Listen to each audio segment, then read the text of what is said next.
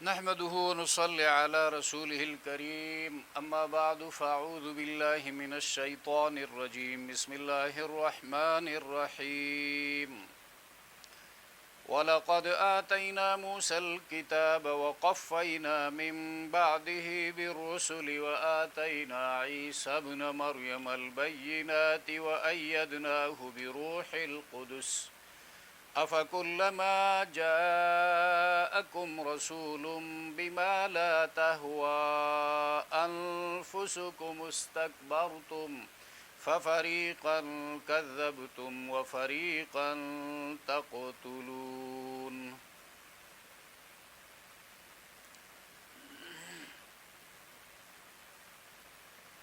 ترجمہ۔ اور یقیناً دی تھی ہم نے موسیٰ علیہ السلام کو آسمانی کتاب، اور پے در پہ بھیجے ہم نے ان کے بعد رسولوں کو، اور دیے ہم نے عیسیٰ بیٹے مریم کو واضح معجزات، اور قوی کیا ہم نے اس کو پاکیزہ روح کے ساتھ۔ کیا پس جب بھی آیا تمہارے پاس کوئی رسول ایسا حکم لے کر نہیں بہایا تمہارے دلوں کو تو گھمنڈ کیا تم نے، بس ایک جماعت کو جھٹلایا تم نے اور ایک جماعت کو قتل کرتے ہو تم۔ سامعین و ناظرین، ترجمہ قرآن کے حوالے سے سورۃ البقرہ کی آیت نمبر 87 زیر مطالعہ ہے۔ بنی اسرائیل کے انبیاء کی تکذیب کے حوالے سے اور ان کو قتل کرنے کے حوالے سے یہود کی یہ قباحتیں بیان ہو رہی ہیں۔ یہ ان کی تیسری قباحت۔ کہا جاتا ہے موسیٰ علیہ السلام کے بعد 4000 انبیاء بنی اسرائیل میں مبعوث ہوئے ہیں۔ ان کے آخر میں آئے حضرت عیسیٰ ابن مریم، بنی اسرائیل کے آخری پیغمبر، اور ان کو اللہ تبارک و تعالیٰ نے معجزات سے نوازا۔ مردوں کو زندہ کرنا، مادرزاد اندھے اور کوڑیوں کو چنگا کرنا، غیب کی باتیں بتانا وغیرہ ان کے کھلے معجزات، اور ان کو حضرت جبریل علیہ السلام کی پشت پناہی بھی حاصل تھی تاکہ یہود باوجود کوشش کے ان کو قتل نہ کر سکے۔ ان اسرائیلی انبیاء کے ساتھ یہود کا معاملہ کیا رہا؟ جب بھی کوئی رسول آتا اور وہ کوئی ایسا حکم لاتا جو یہود کو پسند نہ ہوتا تو وہ تکبر میں مبتلا ہو جاتے، اکڑ جاتے، اس کی تکذیب کرتے یا اس کو قتل کر دیتے۔ زکریا اور یحییٰ علیہم السلام کو انہوں نے قتل کیا، اور عیسیٰ علیہ السلام کے قتل کے درپے ہو گئے، لیکن اللہ نے ان کو بچا لیا، آسمان پر اٹھا لیا۔ اب غور و فکر کی بات یہ ہے کہ یہ کیسی بے حس قوم ہے اور کیسی شرمناک حرکتیں یہ کر رہی ہے۔ وَلَقَدْ آتَيْنَا مُوسَى الْكِتَابَ،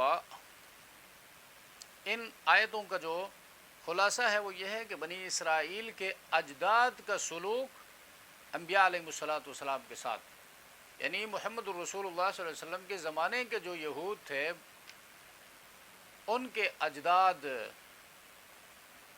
ان کے باپ دادے جو انبیاء علیہ السلام کے ساتھ سلوک کرتے تھے، اور سلوک کی تفصیل تقتلون اور کذبتم، تکذیب اور قتل، ماننے کے بجائے انہوں نے جھٹلایا، اور محبت کرنے کے بجائے، اس کی پیروی کرنے کے بجائے اس کو قتل کر دیا۔ یعنی یہ نفرت اور ضد اور دشمنی کی انتہا ہے۔ اور پھر تورات کی بات یہاں پر آئی ہے، وَلَقَدْ آتَيْنَا مُوسَى الْكِتَابَ، اور تحقیق دی تھی ہم نے موسیٰ علیہ السلام کو کتاب۔ تو یہ کتاب اللہ کی طرف سے نازل ہوئی تھی اور موسیٰ علیہ السلام پر نازل ہوئی تھی۔ اور آسمانی کتابوں میں پہلا نمبر جو ہے وہ قرآن کریم کا ہے۔ قرآن کریم تمام آسمانی کتابوں پر حکمران ہے اور آسمانی کتابوں کا لیٹسٹ ایڈیشن ہے۔ اور مہیمن خود قرآن کے اندر قرآن کو کہا گیا ہے آسمانی کتابوں کے مقاصد کی حفاظت کرنے والی کتاب۔ لہٰذا موجودہ جو آسمانی کتابیں ہیں یا ان کے تراجم ہیں کسی بھی زبان میں، ان کی کوئی بات اگر قرآن سے ٹکرائے تو مستند قرآن کی بات سمجھی جائے گی، اور تورات انجیل زبور کی بات قرآن کے مقابلے میں مانی نہیں جائے گی۔ تو دوسرے نمبر پر قرآن کے بعد آسمانی کتابوں میں تورات کا نمبر ہے۔ قرآن کے اندر خود تورات کی فضیلت بیان کی ہے اللہ نے، فیہ ہدی و نور، اس میں روشنی تھی، ہدایت تھی۔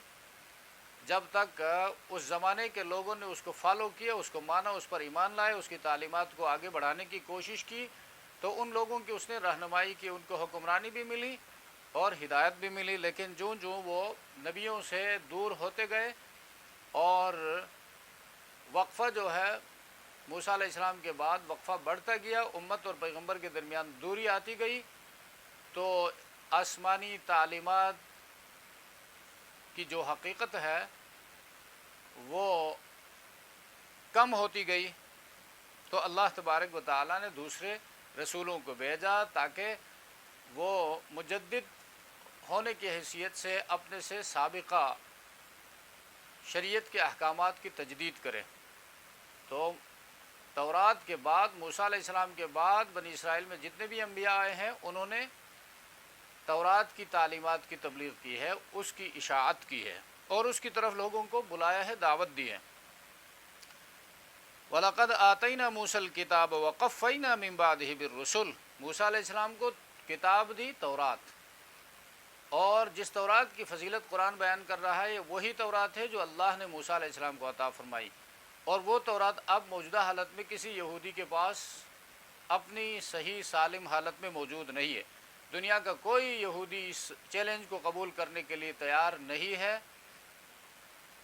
کہ جو تورات ان کے ہاتھوں میں ہے یہ وہی تورات ہے جو موسیٰ علیہ السلام کو اللہ نے عطا فرمائی تھی۔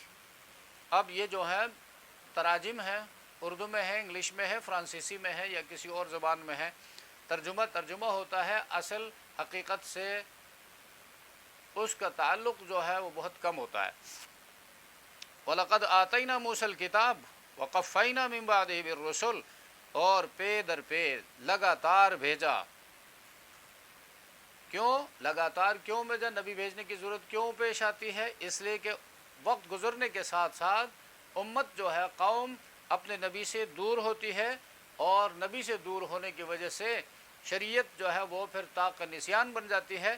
تو لوگ پھر بہانہ کرتے ہیں ہمیں تو یہ بات اس طریقے سے ملی ہے اور ہم نے اس پر اس طریقے سے عمل کیا، لہٰذا غلط طریقے سے ہمیں ملی اور غلط طریقے سے ہم نے اس پر عمل کیا۔ تو اللہ تبارک و تعالیٰ نے اس بہانے کو بھی چلنے نہیں دیا، وقفینا، اور پے در پے ہم نے بھیجے تاکہ یہ بہانہ ختم ہو جائے، اور وہ انبیاء علیہ السلام نے آ کر شریعت کی جو اصل حقیقت ہے اس کو آشکارا کیا، اس کو نکھار کے سامنے رکھ دیا کہ اللہ کا صحیح حکم جو ہے اور کتاب اللہ میں جو حکم بیان ہوا ہے وہ اس طرح ہے۔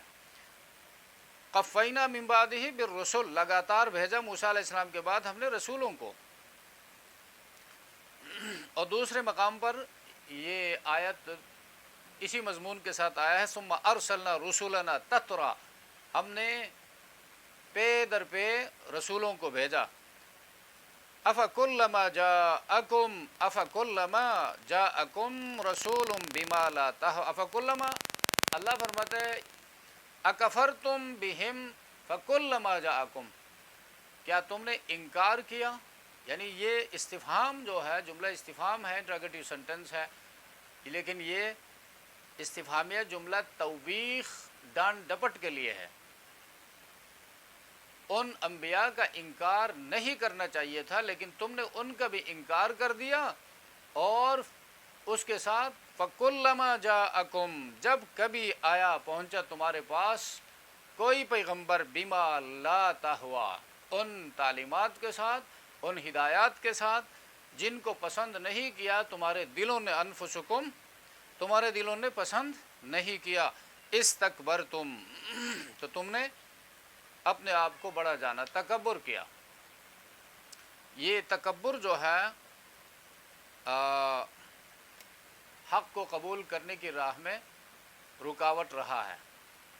اس تکبر، بندہ تکبر کیوں کرتا ہے؟ تکبر کی تعریف ہی یہ ہے کہ بطور الحق و غمط الناس، حق بات کو ٹھکرانا اور لوگوں کو حقارت کی نظر سے دیکھنا۔ اب حقارت کی نظر سے دیکھتا ہے کسی حوالے سے، اس کے بھی اسباب ہوتے ہیں، کسی کے پاس مال نہیں ہے اور کسی کی افرادی قوت جو ہے وہ کم ہے، کسی کے تعلقات نہیں ہیں، مقابلے میں دوسرا بندہ ہے اس کے تعلقات زیادہ ہیں، مال و دولت اس کے پاس زیادہ ہے اور قومیت اس کی بڑی وسیع ہے، لہٰذا ان چیزوں کو لے کر وہ دوسروں کو حقارت کی نظر سے دیکھتے ہیں، یا اس کے پاس اقتدار ہے، حکومت ہے، حکومت اور اقتدار کے گھمنڈ میں لوگوں کی کوئی پرواہ نہیں کرتا ہے۔ تو ان لوگوں نے بھی اس حوالے سے کہ پیغمبر کے پاس مال و دولت نہیں ہے، پیغمبر کے پیچھے لوگوں کا مجمع نہیں ہے، افرادی قوت اس کے پاس نہیں ہے، لہٰذا اس کی کوئی معاشرتی اسٹیٹس، معاشرتی حیثیت اس کی نہیں ہے، لہٰذا اپنے آپ کو بڑا جانا اور پیغمبر کو کم خیال کیا، حقیر خیال کیا، استکبرتم، حقیر خیال کر کے پیغمبر کی بات کو پس پش ڈال دیا۔ تو تکبر جو ہے کبیرہ گناہوں میں سے ہے اور یہ حق کو قبول کرنے کی راہ میں رکاوٹ رہا ہے۔ ہر زمانے میں قرآن کریم بار بار یہ بیان کرتا ہے، جب بھی کسی قوم کے پاس پیغمبر آیا ہے، اس قوم کے چیف اور سردار قسم کے لوگ جو تھے انہوں نے اس پیغمبر کا مقابلہ کیا، سرکشی کی اور پیغمبر کو دھمکی دی، پیغمبر کو قتل کرنے کے درپے ہو گئے، اور جن لوگوں نے پیغمبر کو مانا ہے وہ اس زمانے کے پسے ہوئے لوگ تھے، ایسے لوگ تھے جن کو کم خیال کیا جاتا تھا حیثیت کے اعتبار سے، مال کے اعتبار سے، جاگیر اور سرمایہ کے اعتبار سے، معاشرتی شہرت کے اعتبار سے۔ ایسے لوگوں نے پیغمبر کا ساتھ دیا ہے اور پیغمبر کی تعلیمات کو سینے سے لگایا ہے۔ تو قرآن کریم یہاں فرماتا ہے یہ طریقہ یہود کا رہا ہے، افکلما جاءکم رسول بما لا تہوی، پسند نہیں کیا اس کو ان تعلیمات کو، انفسکم، تمہارے نفسوں نے، تمہاری خواہشوں نے، استکبرتم، تم نے تکبر کیا اور پیغمبر کی بات کو ماننے سے تم نے انکار کیا۔ تو آج بھی جس چیز کا نام سوشلزم ہے، جس چیز کا نام کمیونزم ہے یا جس چیز کا نام نیشنلزم ہے، اگر غور سے دیکھا جائے تو اس کے پیچھے بھی یہی روح کار فرما ہے، استکبار کی نفسیات ان ازم کے پیچھے بھی کار فرما ہے۔ وہ لوگ پیغمبر کی دعوت کو، پیغمبر کے لائے ہوئے دین کو مکمل طور پر ماننے اور اپنے اوپر اس کو نافذ کرنے میں عار محسوس کرتے ہیں، اس لیے بس صرف جو اپنی مرضی کے، جو ان کا شوق پورا ہوتا ہے، نماز پڑھو، روزہ رکھو، بس، باقی نظام کے ساتھ اس قرآن کا، اس اسلام کا کوئی کام نہیں ہے، اور نظام اپنی مرضی سے چلائیں گے، اور معاشرتی نظام ہے، سیاسی نظام ہے، معاشی نظام ہے، تعلیمی نظام ہے، یہ اپنی خواہشات کے مطابق ہم بنائیں گے اور ان کو فالو کریں گے، جس میں ہمارا فائدہ ہو اس کو لیں گے، جس میں ہمارا نقصان ہو اس کو ہم چھوڑ دیں گے۔ تو یہ لوگ بھی استکبرتم، پیغمبر کی تعلیمات کے حوالے سے تکبر کی وجہ سے انہوں نے رد کر دیا، اپنے آپ کو بڑا جانا، پیغمبر کو کم خیال کیا۔ فَفَرِيقًا كَذَّبْتُمْ، وَقَفَّيْنَا مِن بَعْدِهِ بِالرُّسُلِ وَآتَيْنَا عِيسَىٰ ابْنَ مَرْيَمَ الْبَيِّنَاتِ، اور دی تھی ہم نے عیسیٰ مریم کے بیٹے کو، دی تھی عیسیٰ مریم کا بیٹا۔ عیسیٰ قرآن میں یہ نام آیا ہے، مریم کے بیٹے کا نام عیسیٰ ہے، اور یسوع جو ہے بائبل میں اس کا نام آیا ہے، اور مریم کا بیٹا ہے، رد ہے عیسائیوں پر، وہ کہتے ہیں عیسیٰ ابن اللہ، اللہ کا بیٹا ہے۔ اللہ قرآن نے فرمایا مریم کا بیٹا ہے، اور اللہ نے اپنی قدرت کا کمال ظاہر کیا ہے۔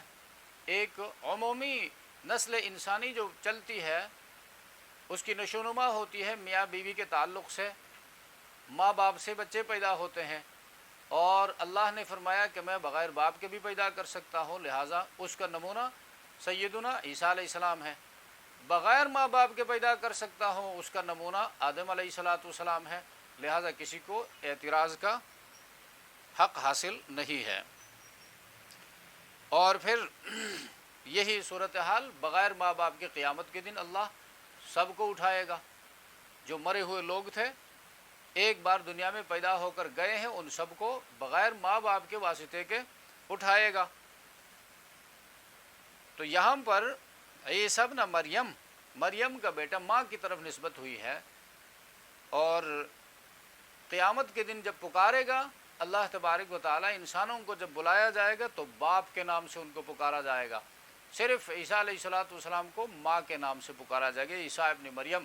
اس وقت دنیا عیسائیت کو معلوم ہوگا کہ ہمارا جو عقیدہ تھا کہ عیسیٰ خدا کا بیٹا ہے، اللہ کا بیٹا ہے، یہ بالکل غلط عقیدہ تھا، آسمانی تعلیمات کے خلاف عقیدہ تھا، توحید کے خلاف عقیدہ تھا.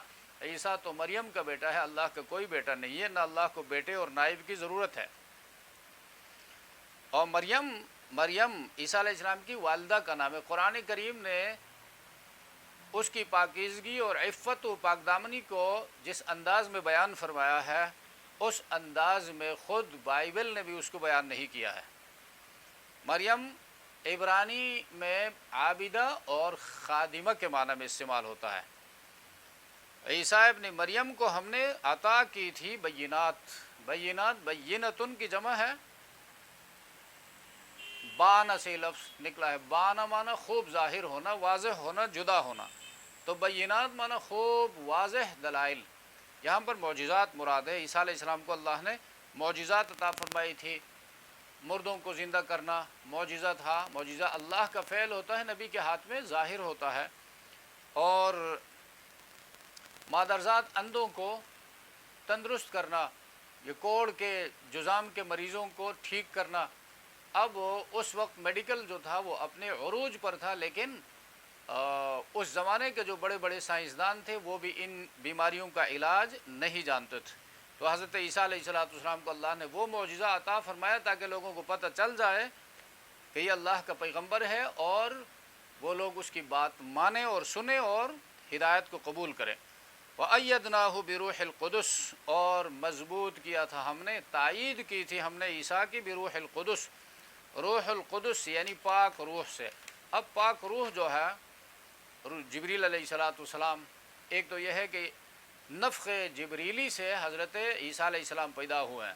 حضرت جبریل علیہ السلام انسانی شکل میں آئے، خوبصورت انسان کے شکل میں. فَتَمَثَّلَ لَهَا بَشَرًا سَوِيًّا، سورہ مریم میں فرماتا ہے خوبصورت انسان کے شکل میں آئے، اور حضرت مریم علیہ السلام کے گریبان میں پھونک مار دی تو وہ حمل سے ہو گئی، اور اسی وقت جو ہے عیسیٰ علیہ السلام پیدا ہو گئے. نفخ جبریلی سے پیدا ہوئے، اور اس لیے حضرت جبریل علیہ السلام کا خصوصی تعلق جو ہے حضرت عیسیٰ علیہ السلام کے ساتھ رہا ہے. بعد میں بھی جب یہودیوں نے ان کے ساتھ دشمنی کی تو سیکیورٹی کے طور پر حضرت عیسیٰ علیہ السلام کے ساتھ حضرت جبریل علیہ السلام کی رفاقت رہی ہے. اور روح الامین بھی قرآن کریم نے جبریل علیہ السلام کی صفت بتایا ہے، روح الامین. اور روح جو ہے پھر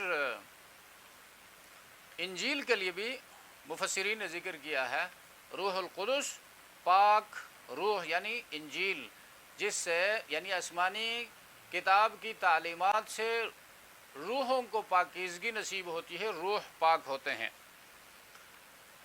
اور نبی کریم صلی اللہ علیہ وسلم کی ایک دعا بھی حضرت حسان کے بارے میں، یعنی شاعر رسول حسان رضی اللہ تعالیٰ عنہ کے بارے میں نبی علیہ السلام نے اس کو دعا دی ہے، اللہ ایدہ بروح القدس، یا اللہ جبریل کے ذریعے پاک روح کے ذریعے اس کی مدد فرما، اس کو مضبوطی عطا فرما. تو بینات ان کو عطا کی گئی اور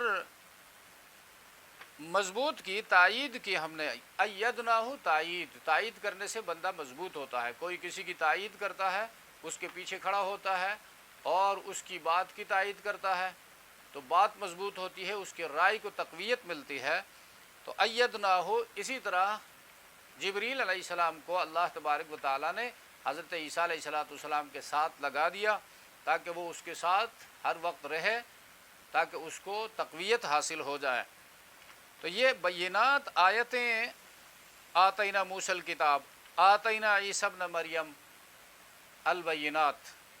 تو جن انبیاء کو سخت اور شدید معاندین اور منکرین کا سامنا رہا ہے، ان کو اللہ تبارک و تعالیٰ نے یہ بینات عطا فرمائی ہے، معجزات زیادہ عطا فرمائے ہیں۔ اور مثلاً خود قرآن کریم کے اندر وہ ان انبیاء کا ذکر آتا ہے جس میں یعنی آیات اور دلائل والے انبیاء جو ہیں وہ نوح علیہ السلام ہے، لوط علیہ السلام ہے، صالح علیہ السلام، ہود علیہ السلام، شعیب علیہ السلام، زکریا علیہ السلام، یونس علیہ السلام، عیسیٰ علیہ السلام اور محمد الرسول اللہ صلی اللہ علیہ وسلم ہے۔ اور اسی طرح جو ہے کم دلائل والے یا کم معجزات والے انبیاء جو ہیں وہ اسحاق علیہ السلام ہے، اسماعیل علیہ السلام اور ذوالکفل اور الیسع علیہم السلام ہے۔ تو نبی کو کوئی نہ کوئی نشانی اللہ عطا فرماتے ہیں تاکہ اسے دیکھ کر لوگ اس پر ایمان لے آئے۔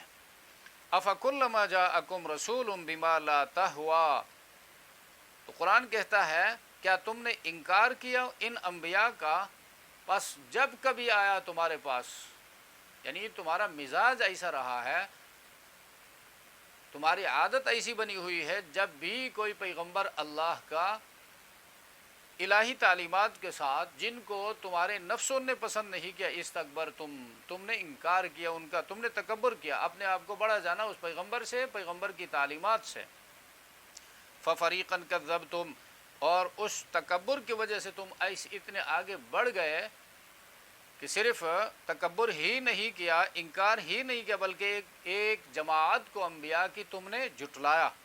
کذبتم ماضی کا صیغہ، چونکہ تکذیب ہو چکی ہے، تکذیب ہو چکے ہیں تو ماضی کا صیغہ استعمال فرمایا۔ وَفَرِيقًا تَقْتُلُونَ، اور ایک جماعت کو تم قتل کرتے ہو، تو پریزنٹ ٹینس استعمال کیا اس لیے کہ قتل کا سلسلہ جاری تھا۔